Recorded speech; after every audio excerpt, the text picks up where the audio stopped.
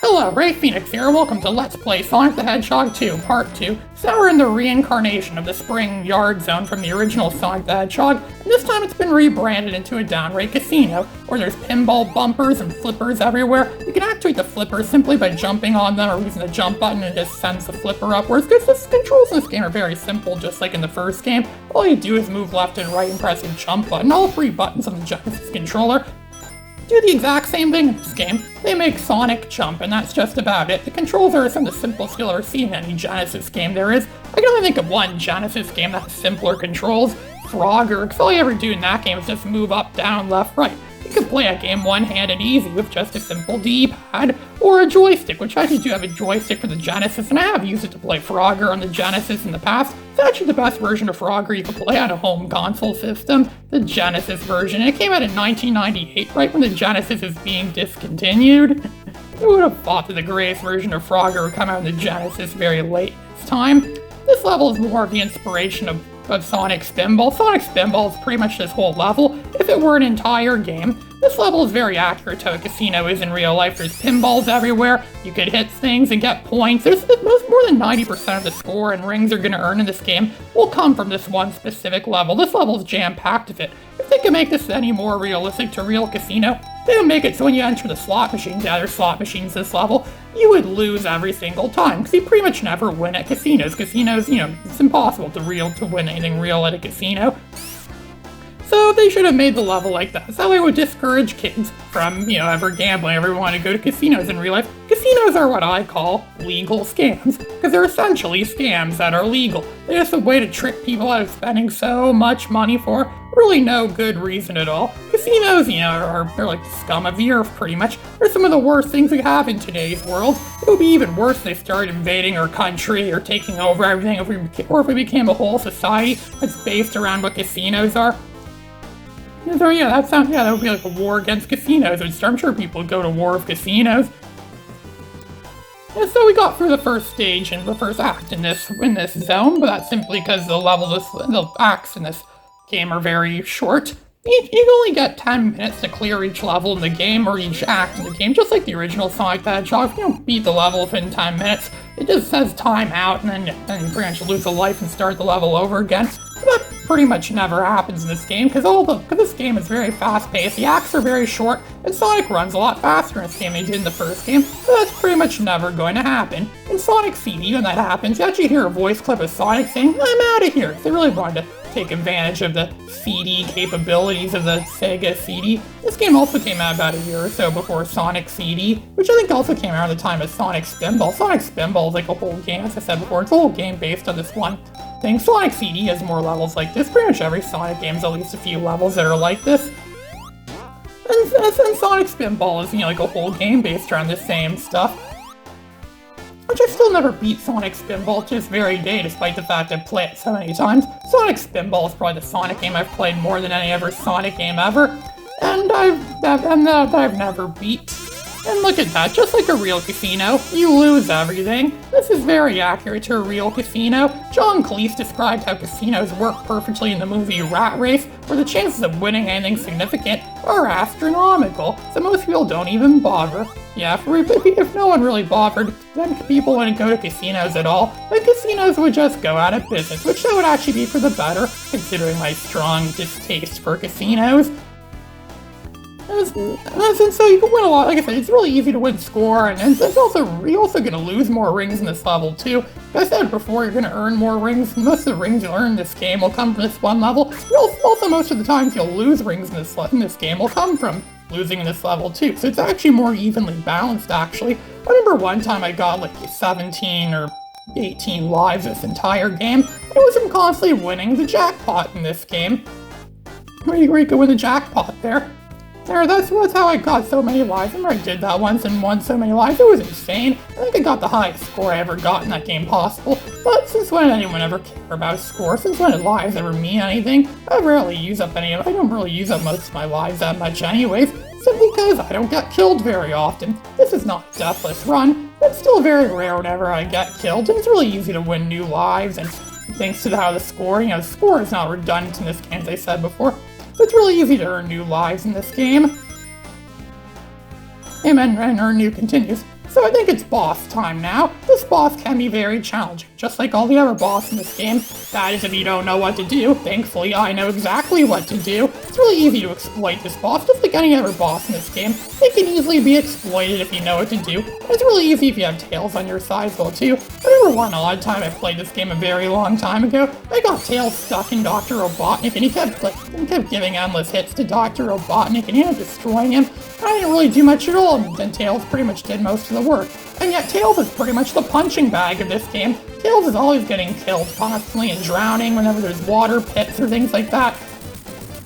And then you see this boss battle is structured around. It makes you think that it's supposed to go up in there maybe and hit him some way or be like a pinball thing kind of thing. But it's actually just as simple as, spin dashing up around the half pipes and jumping at him from when he's close to the walls there. That's another thing I forgot to mention too, another thing this game introduced that became a staple for all the future Sonic games. The spin dash. You press down on the D-pad and press the jump button, Sonic will roll into a ball, and he will explode into a burst of speed and go speeding away and kill almost every enemy in his path. That was new to this game, it was newly introduced in this game, and it's been in pretty much every Sonic game since. Heck, even some of the re-releases of the original Sonic the Hedgehog, they introduced that move in the game. I remember like a year and a half ago, I played the original Sonic the Hedgehog on the Sega Saturn. It was on the Sonic, what was it called? Sonic Jam for the Sega Saturn. It's like a collection of these Genesis Sonic games that can be played on the Sega Saturn. I played the original Sonic the Hedgehog on there.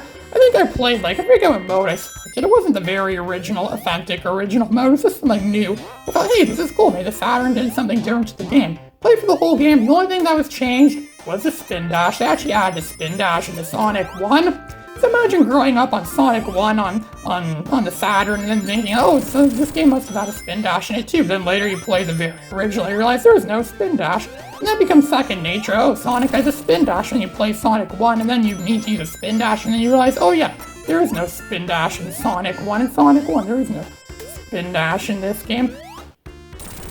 So this is a hilltop zone. This is probably the most amount of platforming we'll ever do in a single level of this game. It looks a little bit like the Emerald Hill zone from the first game, but it's in some sort of hill, some sort of rocky hill. There's checker patterns. The checker patterns seem to be very common in the classic Sonic games. It's like Sonic's universe is somehow made out of checker patterns or something like that, or there are rocks naturally form into checker patterns or something like that. Some sort of weird natural architecture. But again, just when you're feeling dumb, just remember, there's people that think the president heads in Mount Rushmore are natural. And then there's those pendulum things, they're not pendulums, but there's what do you call those teeter-totter things, and there's a pendulum-like ball that can move left or right, and it can bounce Sonic into here. You saw those in the Spring Yard zone in the first game. Sorry, not Spring Yard, what was it? What was that zone called? Oh yeah, Starlight. It was in the Starlight zone in the first game, and it's back in this game, and we just won and never continue. Now we have 9 lives. That's many lives Bubsy Bobcat begins with. 9 lives. But of course, Bubsy goes through them quickly because he has absolutely no health. He's just as weak as Alex Kidd. Alex Kidd was Sega's original mascot before Sonic came around and replaced him, and Sonic had all the right to replace Alex Kidd as Sega's mascot. Alex Kidd was nothing but a pathetic weakling that would just get killed in one hit. I ever played one of his games, and it was that one he had on the Sega Genesis. Most of his games are on the Master System because Alex Kidd dates back mostly to the Master System years of Sega. And yeah, he's a pathetic weakling. He gets killed by everything. And why is the whole universe after Alex Kidd? Alex Kidd must have been a real jerk to all the people in his universe if everyone wants him dead. Everything's fighting against him. That's kind of like Bubsy and Bubsy 2. Only in Bubsy 2 it wasn't as bad because Bubsy actually had health in that game, which is something he didn't have in the very first Bubsy game. He also didn't have health either in Bubsy and Fractured Furry Tales, that one he had on the Jaguar. And then in the Atari Jaguar commercials, they always used to stress about how, oh, this is 64-bit. That means it's way better than the 16-bit Genesis and the 16-bit SNES. Despite that, pretty much every game on that system looks just like Sonic the Hedgehog 2, which is a 16-bit Genesis game. So their claim wasn't really, or maybe not very many games took advantage of that. I don't know. The Jaguar was destined to fail from a company that already lost its meaning way longer before. Atari, it's like a fall from grace. A company that was once the top of the top and is now, really sunk rock hard. At least Sega had a better end when they made the Sega Dreamcast their absolute last system. I think this Sonic 2 game did get a release on the Dreamcast, I think on the, what was it, the Sega Smash Pack Volume 2, I think it was called, for the Sega Dreamcast, which I heard had really bad emulation. But I wouldn't know, because I never played those. I've had a Dreamcast for years, but despite that, I don't have a lot of games for it. Mostly because not very many games are made for it in total, and a lot of those games they do make are, are kind of rare or expensive. And look at that boss went down like a complete total wimp. You never actually saw what he was, because I destroyed him easy. I just jumped into him once and it was enough to destroy him, just like that. Another boss that has been exploited. We're already at the halfway point of this game. We just passed the halfway point of this game. And now we're gonna take on where the game really starts to stop toying with you. The Mystic Cave Zone. Ooh, Mystic Cave. It plays somewhat eerie sounding music, because there's things, those store things could crush you easy. There's fireflies everywhere. There's fire bugs everywhere, whatever you call them. And there's rings everywhere. Yeah, I don't plan on getting a lot of rings this level, because just about everything this level kills you. There's hazards, everything that changed about this game from the original. Hazards are everywhere, and they just randomly pop. And again, there was some of that in the first game, but it's actually worse in this game. It might be due to the fact this game plays at such a fast speed. Sometimes Sonic runs so fast in this game, the whole screen goes blurry, especially if you had an old TV, or maybe a TV that's not as good for gaming. It would just look like a complete total blur. It's not the Genesis's fault, it's not the TV's fault. A lot of TVs can't keep up with Sonic if he runs that fast. Well, most TVs that I've played this on, it didn't really look that blurry. I used to play this a lot at my grandma's Quasar TV, or wood grain cabinet Quasar TV. That looks like it's from the 70s, but it's actually from 1990.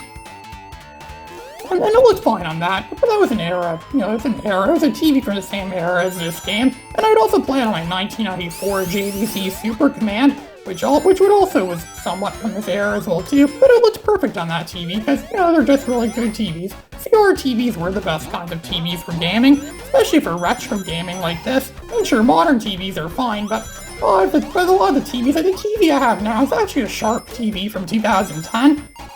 And it awkwardly stretches out images or stretches out pictures. Almost everything you look at on that TV looks stretched. Because, TVs like that are just not made for gaming, especially not for classic gaming like this.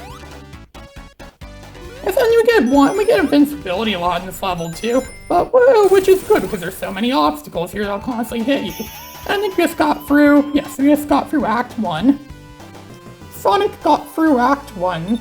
We only got 10,000 points for that as a bonus for that, and we got a new continue. I think if you clear a level with 50 rings or more, if you get the level done under a certain time, I think you win a continue. I think that's how you win continues in this game. But I don't know, this game just likes to give away continues. Just likes to give them away. Kind of like how a lot of stores nowadays just like giving away DVDs. 50 cents now for DVDs at a local store. It used to cost $4 or so for a DVD. Now it's just $2. Not even $2, just 50 cents now. 50 cents for a DVD, because they really just want to get rid of them. There's way too many of them. Maybe they could somehow find use for these unwanted DVDs. Maybe they could use them to patch up oil spills somewhere. I remember during the same time I'd be playing this game, there was an oil spill in the Gulf of Mexico, and someone suggested they use sports games in the Genesis to cover up the spill, to cover up the oil spill. Because there's so many sports games in the Genesis. I don't like sports games, but yet I absolutely love the Sega Genesis. Even though a third of all the games in that system are sports games, which I don't care about. I never really cared about sports games. The only sports game I ever really played was the World Championship Soccer from 1990. That's because it was on a multi-card I had on the Genesis along with the original columns and Super Hang-Ons. That's the only reason why I would play it occasionally. But even then, it was never one of my favorite games on the Genesis. I mostly spent most of the time playing Super Hang-On on that multi-card. Not really columns that much, because I already had a cartridge of columns that I accidentally got from the Salvation Army thrift store. When I wanted to buy Street Fighter 2, Super Street Fighter 2 for the Genesis, open up the container or open up the packaging and it was actually columns on the inside. That may have actually been better, because Columns is an awesome puzzle game. It's probably the greatest Tetris. Out of all the Tetris-like games I've ever played, Columns is probably the best one. I can make games that last for hours on end. It really is one of the best games in the Genesis, especially if you have a little time to kill. Like, every system should have at least one game that you could just play if you have a few minutes to kill. If you just want some quick fun and don't want to have to invest too much time in something, every game system should have a game like that, and Columns is definitely the Genesis's answer to that. Because it's a fun little game to play if you just have a little bit of time on your hands. It's also somewhat similar to Dr. Robotnik's Mean Bean Machine, which Kirby's Avalanche on the SNES plagiarized that game. And apparently Dr. Robotnik's Mean Bean Machine plagiarized something else first too, so I guess they're all plagiarisms then. And maybe Columns was a plagiarism too. I don't know, Columns is significantly different from Tetris, from traditional Tetris. A lot of people call it a Tetris clone, but really it's not copying Tetris at all, I don't think, because it's actually different from Tetris, so I give them credit for that. Yeah, the Genesis had all the best kinds of games. It had the best action games, the best shooting games, the best platforming games. The Genesis has all you'd ever want for a really good system. That's the reason why I think it's like one of the greatest things mankind has ever devised, and this game is more proof of that. I really do need to make some more videos of Genesis games in the near future. This is Ray Phoenix, signing out.